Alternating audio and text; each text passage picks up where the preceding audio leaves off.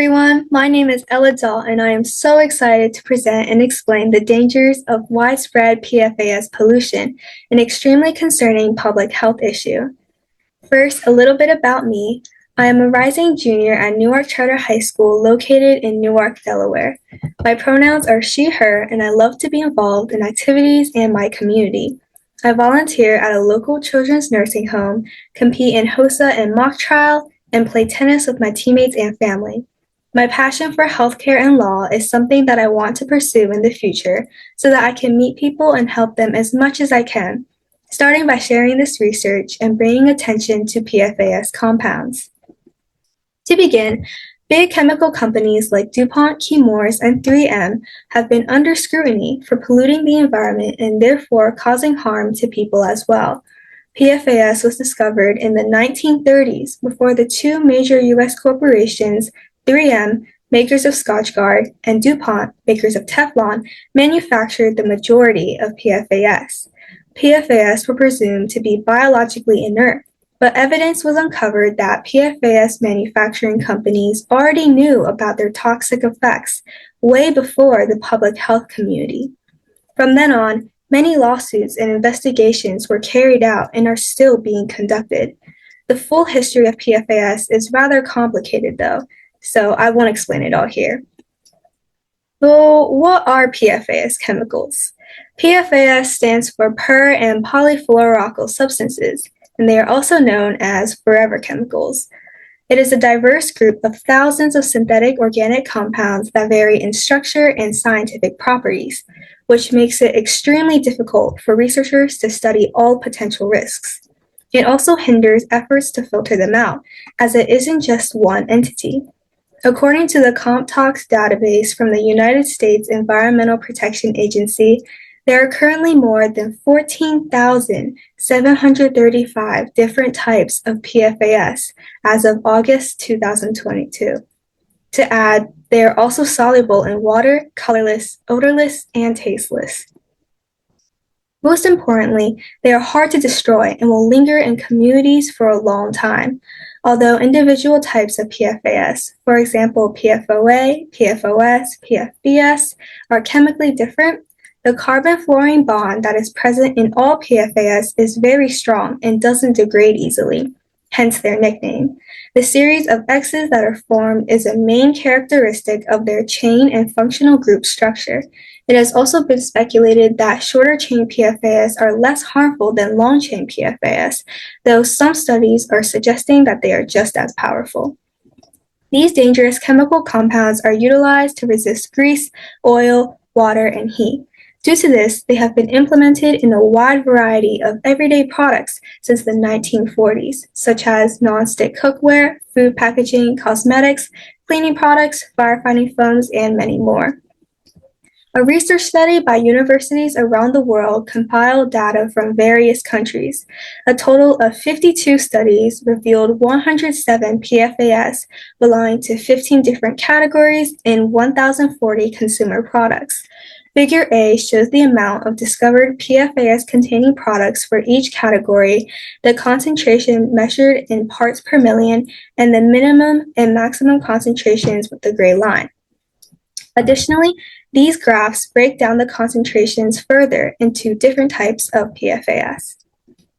In fact, PFAS are so widespread now that they are in Earth's air, water, food supply, ground, products, and human bodies. PFAS originates from producers, their landfills, and products like firefighting foam.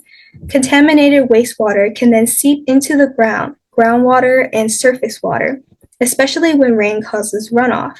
Air and dust will also carry PFAS around the globe.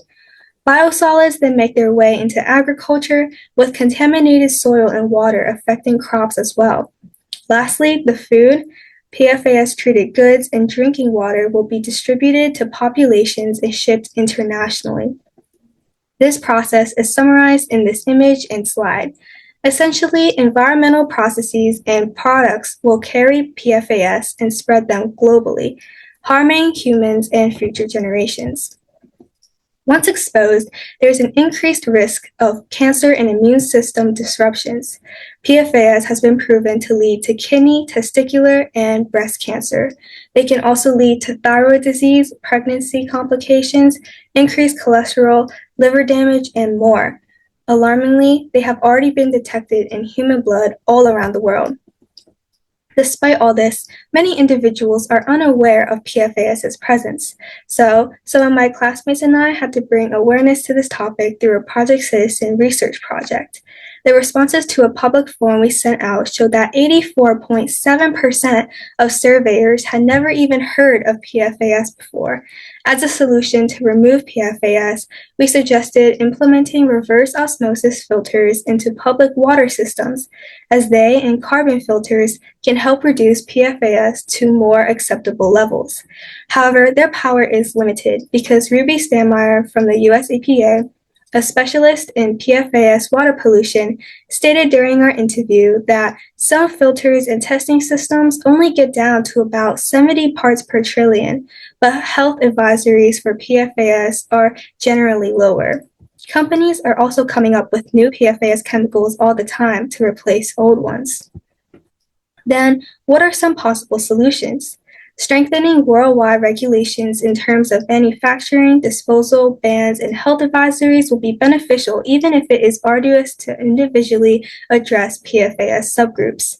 Spreading awareness, installing carbon and reverse osmosis filters, identifying vulnerable populations, and labeling products will protect the public. Lastly, research regarding the properties of PFAS and effective disposal methods should be increased. For instance, incinerating PFAS waste will still release them into the air, and landfills will leak. Currently, the European Union has placed restrictions for subgroups such as PFOS and PFOA, and identified others as substances of very high concern, or SVHC. The most far-reaching and universal PFAS restriction proposal was published in February 2023 in the Annex 15 Restriction Report and will likely be enforced in 2025 or 2026. It seeks to address the market, concentrations, and purpose of all uses of PFAS. In April of 2024, the EPA and the Biden-Harris administration established enforceable levels for certain PFAS in U.S. drinking water, as well as $1 billion in funding. Research breakthroughs for aspects such as PFAS detection are also constantly being published. Here are my references, and I want to give a big thank you to my parents, my Project Citizen team and advisors, Ms. Stanmeyer from the EPA, the GHLC team for giving me this opportunity, and of course, you, the audience, for joining me today. If you have any questions or would like to contact me, feel free to reach out.